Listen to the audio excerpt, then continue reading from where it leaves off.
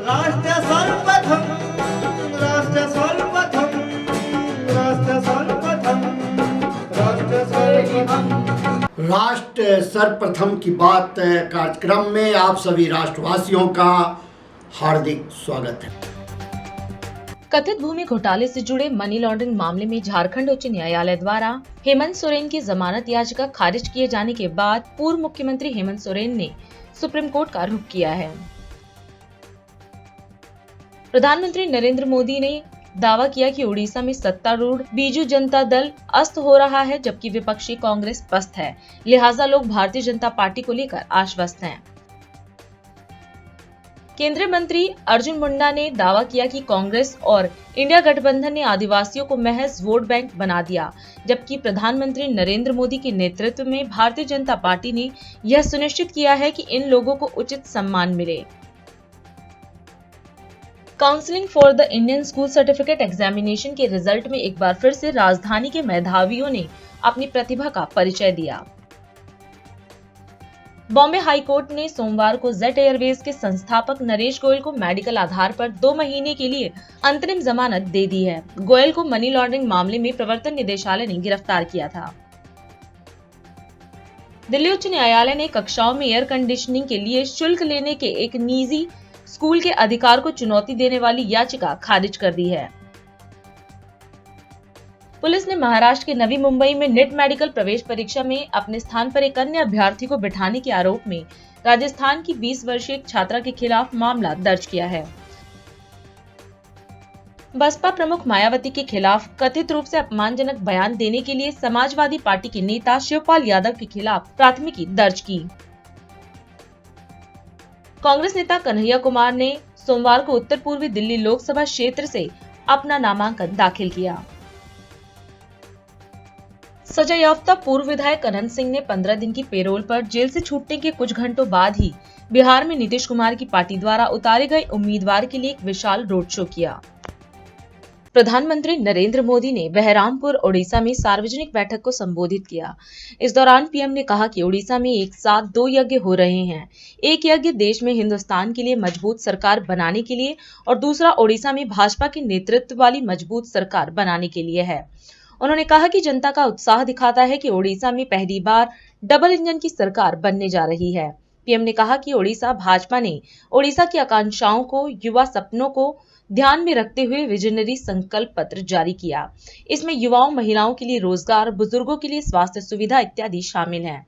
साथ ही पीएम ने ओडिशा में सरकार बनाने के बाद इन सभी घोषणाओं को पूरा करने की बात कही। भाइयों और बहनों, ओडिशा में इस बार 2 यज्ञ एक साथ हो रहे हैं। एक यज्ञ देश में हिंदुस्तान के लिए मजबूत सरकार बनाने के लिए है और दूसरा यज्ञ ओडिशा में भाजपा के नेतृत्व वाली मजबूत राज्य सरकार बनाने का है।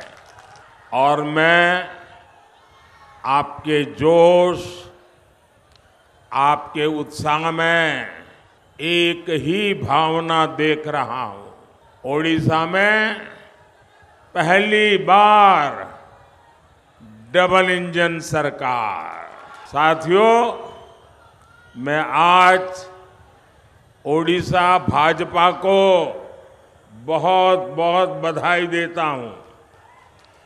ओडिशा भाजपा ने ओडिशा की आकांक्षाओं को, यहाँ के युवा सपनों को ध्यान में रखते हुए, यहाँ की बहनों बेटियों के सामर्थ्य को ध्यान में रखते हुए बहुत ही विजनरी संकल्प पत्र जारी किया है।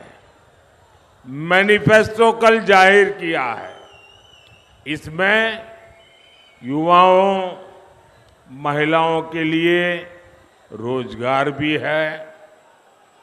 इसमें बुजुर्गों के लिए स्वास्थ्य भी है। इसमें ओडिशा की महान संस्कृति, यहाँ पर पर्यटन के विकास के लिए अहम घोषणाएं भी है। धान किसानों के लिए, केंदु पत्र के लिए भी बीजेपी के संकल्प पत्र में बहुत ही बड़ी घोषणाएं की गई है। और आप तो जानते हैं, बीजेपी जो कहती है वो करके दिखाती है। और इसलिए यहां सरकार बनने के बाद हम पूरी शक्ति से इन घोषणाओं पर अमल करेंगे। और ये मोदी की गारंटी है। आज 6 मई है। 6 जून को बीजेपी के मुख्यमंत्री पद का उम्मीदवार तय होगा। 10 जून को भुवनेश्वर में बीजेपी के मुख्यमंत्री का शपथ समारोह होगा। और मैं आज आप सबको भाजपा के सरकार के मुख्यमंत्री के शपथ समारोह के लिए निमंत्रण देने आया हूं।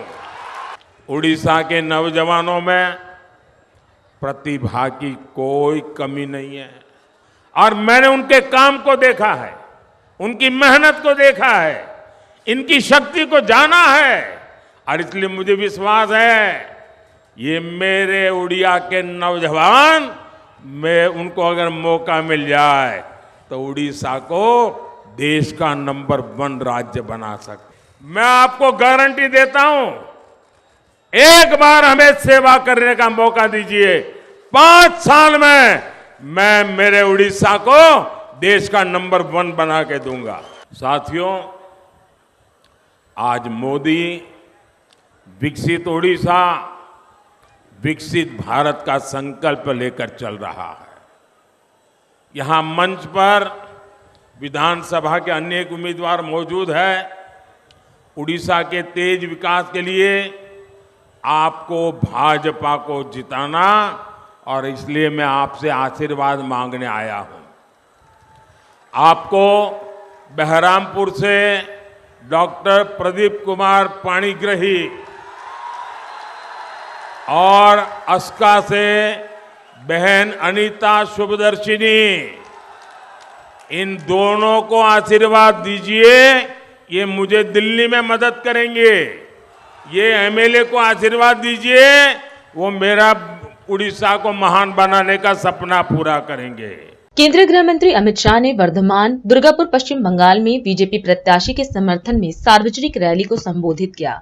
इस अवसर पर रैली को संबोधित करते हुए शाह ने कहा कि जनता का वोट सीधे प्रधानमंत्री को तीसरी बार पीएम बनाएगा। शाह के अनुसार पीएम को तीसरी बार प्रधानमंत्री बनाने का अर्थ है देश के अर्थतंत्र को दुनिया में तीसरे नंबर पर पहुंचाना, देश से आतंकवाद और नक्सलवाद को समाप्त करना। वहीं शाह ने मोदी सरकार की उपलब्धियां गिनाई और कहा कि पिछले 10 सालों में करोड़ों गरीबों के जीवन में नया उजाला फैलाने का काम किया है। इसके साथ ही शाह ने मोदी की गारंटी दी और कहा कि सरकार बनने के बाद वर्धमान दुर्गापुर में बंद उद्योगों को वापस शुरू किया जाएगा। भाइयों बहनों, आप सभी लोग यहाँ पर भारतीय जनता पार्टी को विजयी बनाने के लिए एकत्रित हुए हैं। यहां से हमारे प्रत्याशी दिलीप घोष जी है। दिलीप दा बंगाल में भारतीय जनता पार्टी बढ़ी, उस वक्त भारतीय जनता पार्टी के अध्यक्ष थे, हमारे बड़े नेता है दिलीप दा। भाई और बहनों, मैं आज एक बात बताने आया हूं। आप जब दिलीप दा के नाम पर, कमल के निशान पर जब बटन दबाओ, तब एक बात याद रखना, आपका दबाया हुआ एक एक वोट नरेंद्र मोदी जी को तीसरी बार प्रधानमंत्री बनाने वाला है। भाइयों बहनों, नरेंद्र मोदी जी को तीसरी बार प्रधानमंत्री बनाने का मतलब है देश के अर्थतंत्र को दुनिया में तीसरे नंबर पर पहुंचाने का काम करना। नरेंद्र मोदी को तीसरी बार प्रधानमंत्री बनाने का मतलब है देश में से आतंकवाद और नक्सलवाद को समाप्त कर देना। 3 करोड़ गरीब बहनों को लखपति दीदी बनाना। भाइयों बहनों, मोदी जी ने 10 साल में करोड़ों गरीबों के जीवन में नया उजाला फैलाने का काम किया है। आपने मोदी जी को 18 सीट देकर दूसरी बार प्रधानमंत्री बनाया। 5 ही साल में भूमि पूजन भी किया, केस भी जीता और 22 जनवरी को प्राण प्रतिष्ठा कर जय श्री राम कर दिया। मोदी जी को आपने दूसरी बार प्रधानमंत्री बनाया। 5 अगस्त 2019 को मोदी जी ने धारा 370 को समाप्त कर दिया। भाइयों बहनों, मोदी जी ने इस देश से आतंकवाद को समाप्त करने का काम। भाइयों बहनों, मोदी जी ने 80 करोड़ गरीबों के लिए ढेर सारे काम किए। 80 करोड़ लोगों को प्रति व्यक्ति प्रति माह 5 किलो चावल दिया। 12 करोड़ लोगों का शौचालय बनाया, वो भी नरेंद्र मोदी ने भेजा है। 4 करोड़ लोगों को घर मिला, वो भी नरेंद्र मोदी ने भेजा है। 10 करोड़ लोगों को गैस का सिलेंडर मिला, वो भी नरेंद्र मोदी ने भेजा है। और 14 करोड़ लोगों को नल से जल मिला, वो भी नरेंद्र मोदी ने भेजा है। मैं आपको एक मोदी गारंटी कहकर जाता हूं, दिलीप दा को जिता दो। वर्धमानपुर की बंद पड़ी हुई, दुर्गापुर की बंद पड़ी हुई सभी उद्योगों को चालू करने का काम भारतीय जनता पार्टी करेगी। मोदी जी के नेतृत्व में ही स्टील का उद्योग पूरे देश भर में, दुनिया भर में भारत दूसरे नंबर पर पहुंचा है। नरेंद्र मोदी 23 साल से मुख्यमंत्री और प्रधानमंत्री है। 25 पैसे का भी कोई आरोप नहीं है मित्रों, कोई आरोप नहीं। भाइयों बहनों, मैं इतना ही कहना आया हूं। आपने 18 सीटें दी, मोदी जी ने देश को सुरक्षित किया। इस बार हमने 30 सीटों का लक्ष्य रखा है। मुझे बताओ दुर्गापुर वालों, 30 सीटें भारतीय जनता पार्टी को जिताओगे क्या? दिलीप दा को सांसद बनाओगे? मोदी जी को प्रधानमंत्री बनाओगे? 400 पार कराओगे? आपका बहुत बहुत धन्यवाद। नमस्कार। देश में लोकसभा चुनाव 2024 के मद्देनजर राहुल गांधी ने मध्य प्रदेश के रतलाम में जनता को संबोधित किया। इस अवसर पर राहुल ने अपने संबोधन में कहा कि ये चुनाव संविधान को बचाने का चुनाव है। कांग्रेस और इंडिया गठबंधन इस संविधान की रक्षा कर रहा है। उन्होंने कहा कि संविधान हमें जल, जंगल, जमीन आरक्षण का अधिकार देता है। वहीं राहुल ने कांग्रेस सरकार द्वारा किए गए कार्यों का जिक्र किया और कहा कि कांग्रेस ने जमीन अधिग्रहण बिल दिया, फॉरेस्ट राइट एक्ट दिया, पेसा कानून बनाने का काम किया। साथ ही राहुल ने जाति जनगणना कराने की बात कही और इसे एक क्रांतिकारी कदम बताया। ये जो चुनाव हो रहा है, ये संविधान बचाने का चुनाव है और कांग्रेस पार्टी, इंडिया गठबंधन इस संविधान की रक्षा कर रहा है, इसको बचाने की कोशिश कर रहे हैं।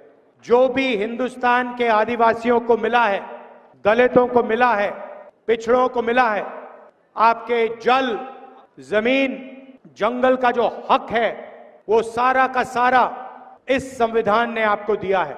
भाइयों और बहनों, चाहे वो पब्लिक सेक्टर हो, चाहे वो रिजर्वेशन हो, चाहे वो शिक्षा हो, स्वास्थ्य हो, जो भी आज आदिवासियों को, दलितों को, पिछड़ों को मिलता है, वो इसके कारण मिलता है। हम आपको आदिवासी कहते हैं। आदिवासी का मतलब हिंदुस्तान के इस जमीन के पहले मालिक। अगर आप इस जमीन के, इस जंगल के पहले मालिक हो, अगर हम आपको आदिवासी कहते हैं, तो उस जंगल का, जमीन का अधिकार सबसे पहले आपको मिलना चाहिए। हमने आपको जमीन अधिग्रहण बिल दिया, फॉरेस्ट राइट एक्ट दिया, पेसा कानून दिया, और जो भी हम करते हैं आपके लिए, आपके हक के लिए, जैसे इनकी सरकार आती है उसको रिवर्स कर देते हैं, उल्टा कर देते हैं। भाई और बहनों, हिंदुस्तान की सरकार को 90 लोग चलाते हैं, IAS अफसर हैं, पूरा का पूरा बजट वो बांटते हैं। 90 में से आप जानते हो आदिवासी वर्ग के कितने अफसर हैं? 1 अफसर है। 90 में से 1 अफसर आपका है। 8% आपकी आबादी है। पिछड़ों की 50% आबादी, उनके 3 अफसर। दलितों की 15%, उनके 3 अफसर। और भाइयों और बहनों, अगर बजट में 100 रुपए का निर्णय लिया जाता है तो आदिवासी अफसर 10 पैसे का निर्णय लेते हैं। 100 रुपए में से 10 पैसे की आपकी भागीदारी है। आपकी इस देश में कोई भागीदारी नहीं है। ये देश की सच्चाई है कि आदिवासियों की, दलितों की, पिछड़ों की इस देश में कोई भागीदारी नहीं है। इसको हम बदलना चाहते हैं। इसीलिए हमने निर्णय लिया है कि हम जाति जनगणना करने जा रहे हैं। जाति जनगणना से आपको पता लग जाएगा कि आपकी आबादी कितनी है और देश की संस्थाओं में आपकी भागीदारी कितनी है। इकोनॉमिक सर्वे होगा और सबको पता लग जाएगा कि इतने % आदिवासी हैं, इतना धन उनके हाथ में है, इतनी संस्थाओं में उनके लोग हैं। ये क्रांतिकारी काम है। इससे हिंदुस्तान की राजनीतिक बदलने जा रही है और हम ये आपके लिए करने जा रहे हैं। भाइयों और बहनों, उन्होंने 22 अरबपति बनाए, हम करोड़ों लाखपति बनाने जा रहे हैं। महालक्ष्मी योजना, हिंदुस्तान के सारे गरीब परिवारों की लिस्ट बनेगी। हर गरीब परिवार में से एक महिला चुनी जाएगी। आदिवासी परिवार, दलित परिवार, पिछड़ों के परिवार, किसानों के, मजदूरों के, गरीब जनरल कास्ट के परिवार, हर परिवार में से एक महिला का नाम चुना जाएगा और उस महिला के बैंक अकाउंट में 1 लाख रुपया उसके बैंक अकाउंट में हम डालने जाएंगे। किसानों को कानूनी मिनिमम सपोर्ट प्राइस हम देने जा रहे हैं। आपको अनाज के लिए, शुगर केन के लिए, धान के लिए, जो भी आप उगाते हो उसके लिए कानूनी मिनिमम सपोर्ट प्राइस, मतलब कम से कम दाम आपको गारंटी करके कानून दिलवाएगा। जैसे ही सरकार आएगी वैसे ही हम किसानों का कर्जा माफ करने जा रहे हैं। सारे के सारे किसानों का कर्जा माफ। और आदिवासी युवाओं के लिए, दलित पिछड़े वर्ग के युवाओं के लिए, गरीब जनरल कास्ट के युवाओं के लिए हम एक नई योजना लाए हैं, पहली नौकरी पक्की। पहली नौकरी पक्की का मतलब कॉलेज और यूनिवर्सिटी के ग्रेजुएट्स को, डिप्लोमा होल्डर्स को 1 साल की नौकरी का अधिकार देने जा रहे हैं। 1 साल की नौकरी मिलेगी, ट्रेनिंग मिलेगी और 1 साल के 1 लाख रुपए हर युवा के बैंक अकाउंट में हम डाल देंगे, 8,500 रुपए महीने के। भाइयों और बहनों, मैं जानता हूं आप मनरेगा में यहां पे काम करते हो, 250 रुपए आपको मिलते हैं। चुनाव के एकदम बाद 400 रुपए आपको मनरेगा के लिए मिलने जा रहे हैं। और आशा और आंगनवाड़ी की जो महिलाएं हैं उनकी आमदनी हम दुगनी करने जा रहे हैं। तो ये हमारी गारंटियां हैं, इससे आपकी जिंदगी बदल जाएगी। एक साथ हमें लड़ना है, संविधान को बचाना है।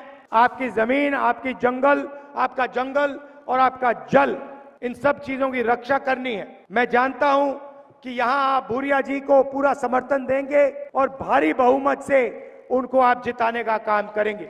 मैं आपका दिल से धन्यवाद करता हूं कि आप यहां आए, आपने मेरी बात सुनी। जय हिंद, जय मध्य प्रदेश। अभी समय है एक ब्रेक का, हम चलते हैं ब्रेक पर। आप कहीं जाए नहीं, छोटा सा break. Powered by Kamal Buildtech Private Limited, fulfilling promises. With our professional team and experience of delivering projects, in past we guarantee you peace of mind and top quality work in an affordable price. और अधिक खबरों के लिए आप हमारे YouTube channel दैनिक India दर्पण को अभी सब्सक्राइब करें और नोटिफिकेशन के लिए बेल आइकन को प्रेस करना ना भूलें। राष्ट्र सर्वप्रथम की बात कार्यक्रम में ब्रेक के बाद एक बार फिर आप सभी राष्ट्रवासियों का स्वागत। उन्नाव लोकसभा क्षेत्र में आयोजित जनसभा में उत्तर प्रदेश के मुख्यमंत्री योगी आदित्यनाथ ने प्रतिभाग किया।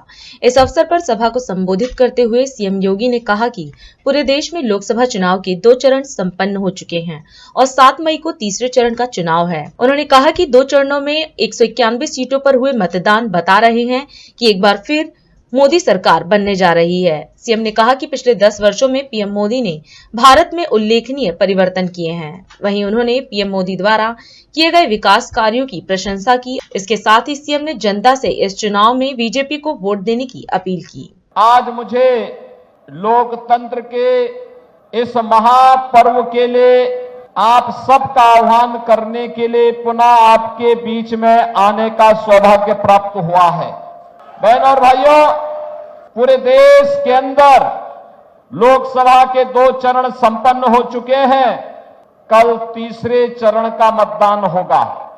अब तक के 2 चरण 191 सीटों पर चुनाव हुए हैं और देश के अंदर जो रुझान है वे रुझान बताते हैं कि फिर एक बार मोदी सरकार पिछले 10 वर्ष के अंदर भारत में जो परिवर्तन करके मोदी जी ने दिखाया है, इसके प्रति आम जनमानस के मन में एक सम्मान और श्रद्धा का भाव है और हर व्यक्ति चाहता है कि मोदी जी तीसरी बार देश के प्रधानमंत्री बने।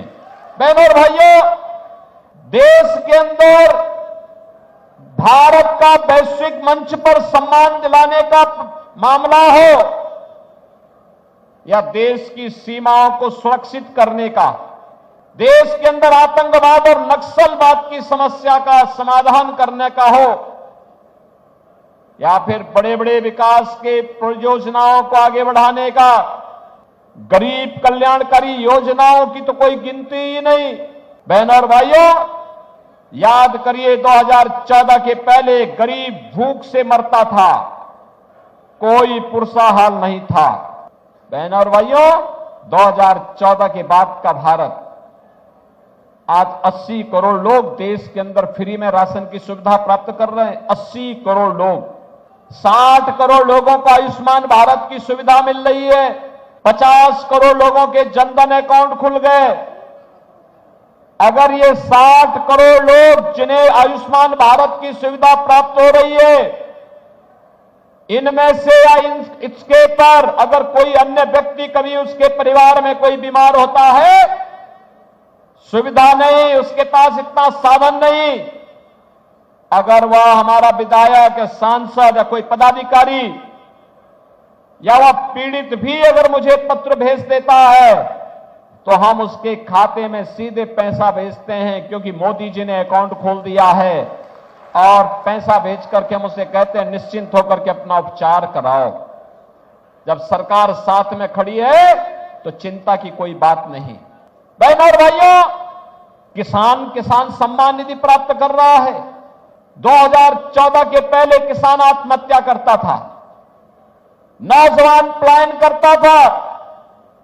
आपने देखा होगा कि अकेले उत्तर प्रदेश में हम लोगों ने 6.5 लाख नौजवानों को सरकारी नौकरी दी।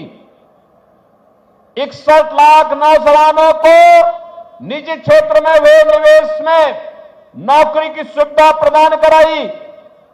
1.25 करोड़ हस्तशिल्पी, कारीगर और स्टार्टअप स्थापित करने वाले नौजवानों को और उद्यमियों को हम लोगों ने स्वतः रोजगार के साथ जोड़ने का काम किया और प्रधानमंत्री मोदी जी के नेतृत्व में विगत 1 वर्ष में भारत सरकार ने 10 लाख युवकों को नौकरी उपलब्ध कराने का काम किया है। बहनों और भाइयों, आज नौजवानों के लिए नई नई योजना, प्रधानमंत्री स्टार्टअप की योजना, प्रधानमंत्री स्टैंड अप की योजना, प्रधानमंत्री मुद्रा की योजना, और इसीलिए चुनाव के लिए हम लोग आए हैं। इस चुनाव में भारतीय जनता पार्टी के चुनाव चिन्ह कमल के फूल के साथ एक एक मतदाता को मतदान केंद्र पर ले जा करके मतदान करना है, क्योंकि आत्मनिर्भर भारत का मतलब आत्मनिर्भर युवा, आत्मनिर्भर भारत का मतलब आत्मनिर्भर महिला, आत्मनिर्भर व्यापारी, आत्मनिर्भर किसान, आत्मनिर्भर श्रमिक।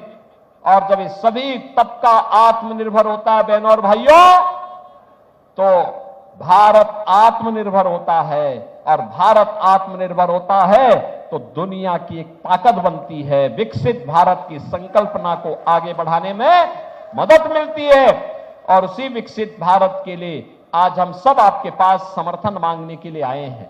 आप सभी कमल चुनाव चिन्ह पर यहां से बाबा को चुनाव जिता के भेजेंगे ना? हरियाणा के कुरुक्षेत्र से आपके वरिष्ठ नेता एवं राज्यसभा सांसद संजय सिंह ने प्रेस वार्ता की। इस दौरान मीडिया को संबोधित करते हुए संजय सिंह ने खुशी व्यक्त करते हुए कहा कि शाहबाद ब्लॉक के 76 में से 70 मौजूदा सरपंच इंडिया गठबंधन को अपना समर्थन दे रहे हैं और भारत के लोकतंत्र और संविधान को बचाने के अभियान में हमारे साथ शामिल हो रहे हैं।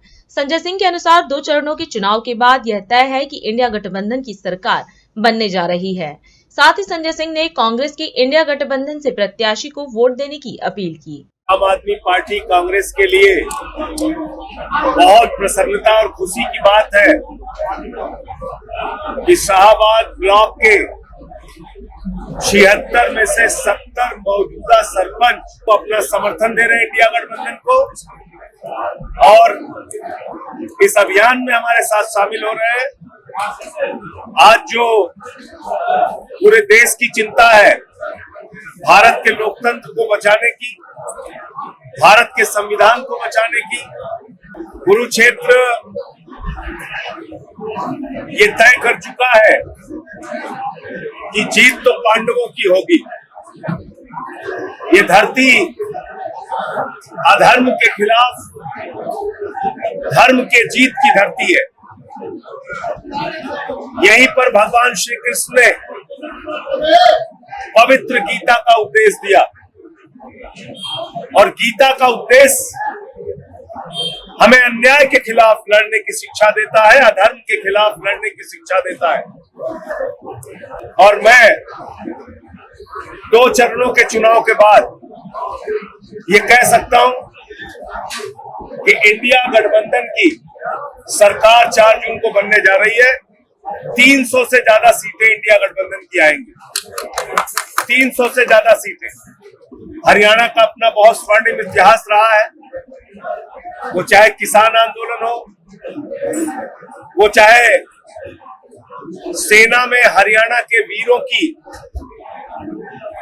भूमिका, उनका योगदान, उनका बलिदान हो। हर गांव में हरियाणा के अंदर किसी न किसी शहीद के नाम पर एक गेट मिल जाता है, हरियाणा के हर गांव में, क्योंकि यहाँ का नौजवान सुबह 4 बजे उठ के अपने आप को तैयार करता है भारत माता की रक्षा के लिए, सेना में भर्ती होने के लिए। अग्निवीर योजना लाके भारत के नौजवानों को धोखा दिया, सीमा की सुरक्षा को धोखा दिया। इसका सबसे ज्यादा आघात हरियाणा, पंजाब, उत्तर प्रदेश, राजस्थान, बिहार, जहां के अधिकतर संख्या में नौजवान, महाराष्ट्र, जहां के अधिकतर संख्या में नौजवान सेना में भर्ती होते हैं। अग्निवीर योजना भारत माता की सुरक्षा के साथ तो खिलवाड़ है, तो अब इस देश के नौजवानों को, माताओं बहनों को, किसानों को, सबको एक साथ संकल्प लेना चाहिए कि इस बार बीजेपी को हराएंगे। कुरुक्षेत्र से सुशील गुप्ता जी इंडिया गठबंधन के प्रत्याशी के तौर पे बहुत आगे चल रहे हैं। मैं कांग्रेस पार्टी के नेताओं का विशेष रूप से आभार व्यक्त करूंगा। लगातार वो चाहे यहाँ के पूर्व मुख्यमंत्री हुड्डा साहब हो, चाहे पूर्व मंत्री यहाँ के कैबिनेट के अरोड़ा साहब हैं, सारे लोग लगातार एक कांग्रेस पार्टी का कार्यकर्ता आज सुशील गुप्ता जी का साथ दे रहा है, गांव-गांव में साथ दे रहा है। मैं उनका सबका आभारी हूँ। आम आदमी पार्टी और कांग्रेस दोनों मिलकर कुरुक्षेत्र से और हरियाणा की सभी सीटों से चुनाव जीतेंगे। इसलिए सब लोग मिलकर हरियाणा की 10 सीटें और पूरे देश में 300 से ज्यादा सीटें इंडिया गठबंधन को जिताएंगे देश के लोग, ऐसा मेरा विश्वास है। हमारे YouTube चैनल दैनिक इंडिया दर्पण को अभी सब्सक्राइब करें और नोटिफिकेशन के लिए बेल आइकन को प्रेस करना ना भूलें।